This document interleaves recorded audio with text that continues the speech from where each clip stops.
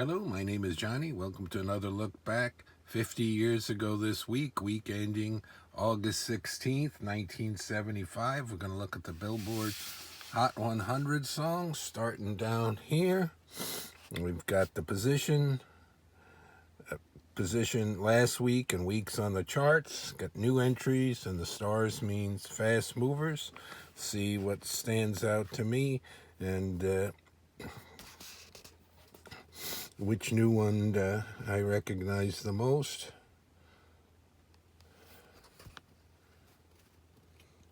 There's that Mamacita by Grassroots, not moving much at all, not going to be a big hit for them, but it's their last entry on the charts for the group. The Grassroots had a lot of hits in the late 60s and early 70s. 3 weeks on the charts, they're at number 91.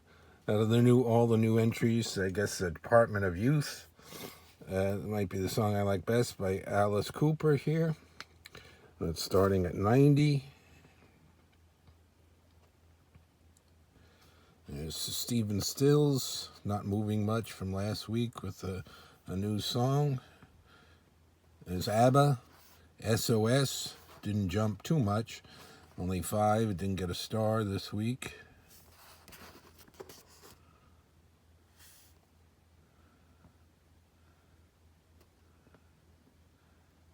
We've got Jackson 5 here. They don't recognize that song.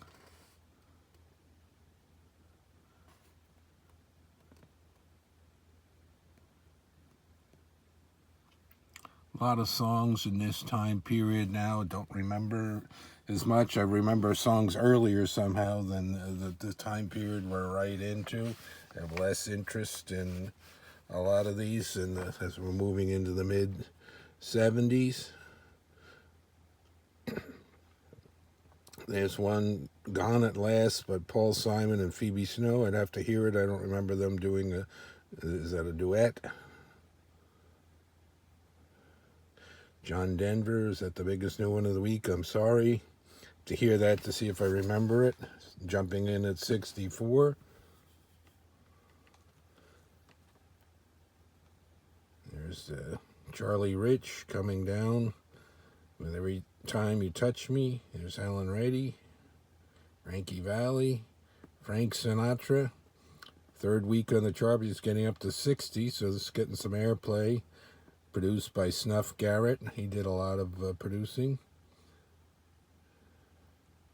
It's Gladys Knight and the Pips at 57. There's the Commodores, Eddie Kendricks, Dwight Tillypan. Look at that, 17 weeks on the chart for that song, I'm on Fire. I forget what he did in the 80s, but he came back and had another song in the 80s.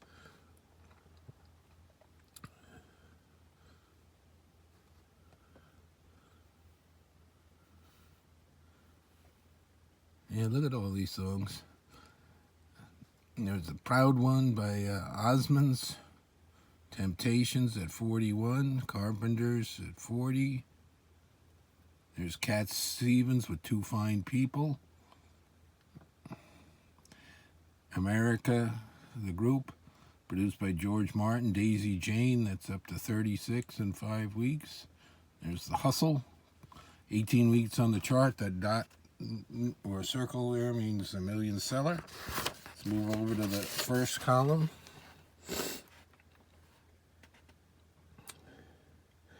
There's Till the World Ends by Three Dog Night. This is their last charting single in their last top 40. It's gotten up to number 32. See how much higher it'll get. It's at 7 weeks. It looks like it's written by Kenny Loggins. There's ZZ Top at 31. David Bowie at 30. Neil Sedaka, Johnny Rivers with Help Me Rhonda. Ballroom Blitz getting up to 24 for Sweet. It's Michael Jackson. It's Wind and Fire, Bad Company, Feel Like Making Love, climbing a little bit to 21. Freddie Fender, Wasted Days and Wasted Nights. Remember that one. There's Ambrosia, Listen to What the Man Said 12 weeks on the charts, coming down a bit.